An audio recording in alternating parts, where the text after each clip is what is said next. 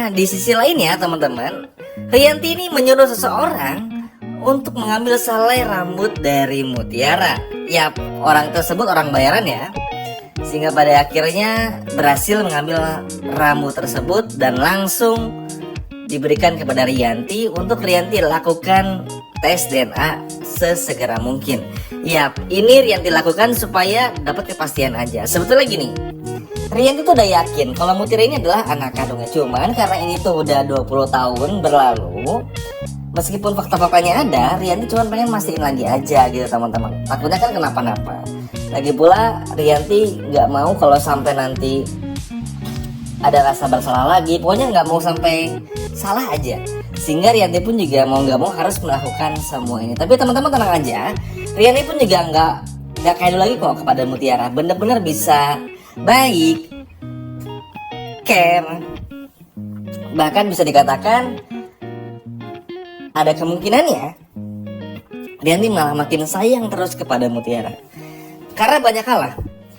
Yang paling lucu dari episode sore ini adalah kita akan melihat Rianti terus terbayang-bayang dengan Mutiara.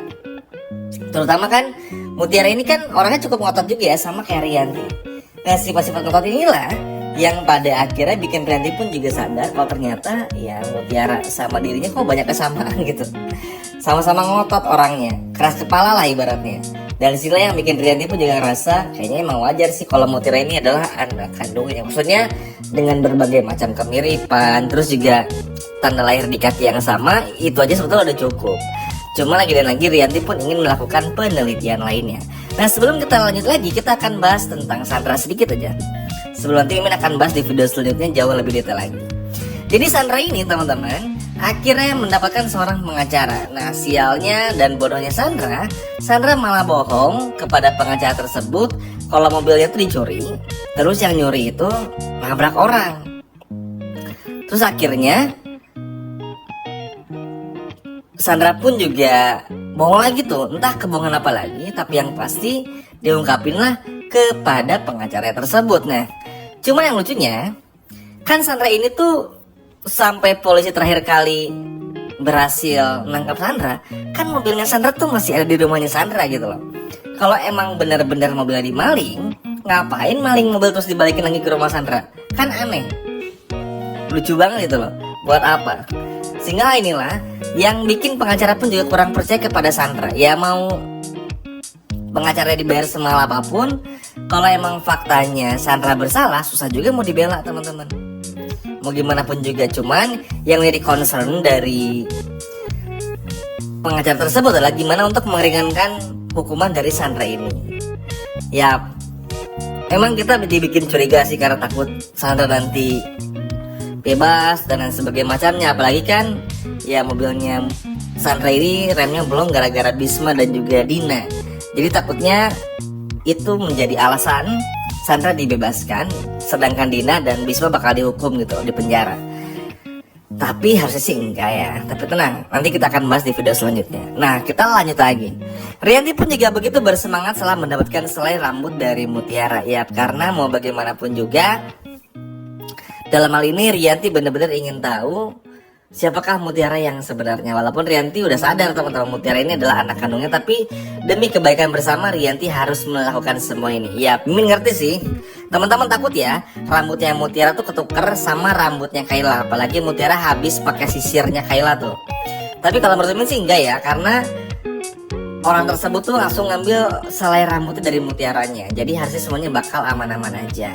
Dan kalaupun nanti terjadi kenapa-napa, kayaknya sih bakal ada kayak pengecualian gitulah, atau bakal ada beberapa hal yang akhirnya nanti Rianti pun juga nggak percaya. Maksudnya karena udah terlalu semirip itu. Maksudnya gini loh, ketika Rianti anggap aja misalnya tes DNA-nya nggak positif gitu loh, negatif, tetap aja Rianti pasti nggak akan percaya karena terlalu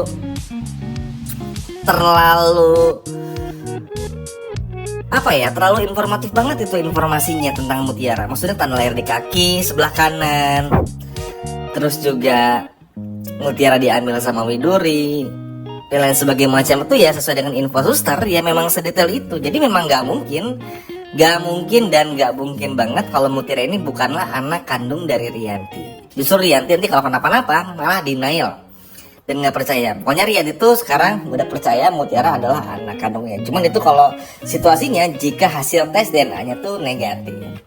Nah tentu aja hasil tes DNA-nya tuh bakal positif juga, dan justru nanti bakal bikin Rianti pun juga semakin terus dekat sama Mutiara dan curi-curi pandang, curi-curi kesempatan untuk bisa melihat Mutiara karena mungkin ada rasa bersalahnya ya.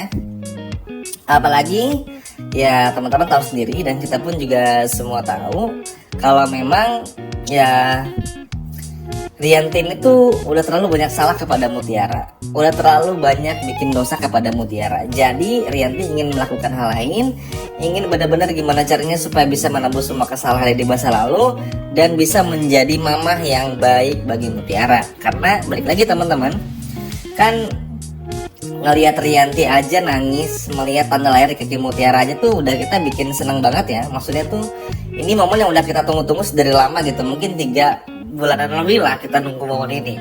Karena setiap ada momen Rianti mau ngelihat tanda lahir di kaki, ada aja halangannya, entah tiba-tiba apalah gitu, kehalang terus gitu loh. Tapi itu benar-benar terjadi juga, dan Rianti pun juga nggak sabar untuk mengabarkan semua ini kepada Mutiara. Karena sekali lagi teman-teman, Rianti tuh gini, mungkin Rianti belum siap buat ngasih tahu semua ini kepada Aditya, tapi Rianti udah siap ngasih tahu semua ini kepada Mutiara. Dengan catatan kayaknya Rianti bakal ngasih tahu Mutiara, tapi cuma mereka berdua aja yang tahu gitu loh. Sampai nanti bener-bener situasinya tepat, momennya pas, Rianti baru mau bilang tuh kalau memang ya Mutiara ini adalah anak kandungnya Rianti dan juga Aditya kepada Aditya. Kayaknya sih fokus itu lebih ke sana lah gitu. Gimana caranya supaya Mutiara tuh tahu lebih dulu lah dari Rianti. Mungkin karena Riantinya pun juga udah nggak sabar sih maksudnya. Karena kan kalau Rianti ke Kenzo tuh kan bukan anak kandungnya, jadi kayak ada perasaan, aduh, ya udahlah gitu. Tapi kalau ke Mutiara kan karena anak kandung sendiri, jadi pasti ingin deket, ingin sayang gitu loh. Makanya perlakuannya bakal berbeda banget. Kurang lebih seperti itu. Sekian video dari Min dan sampai jumpa lagi.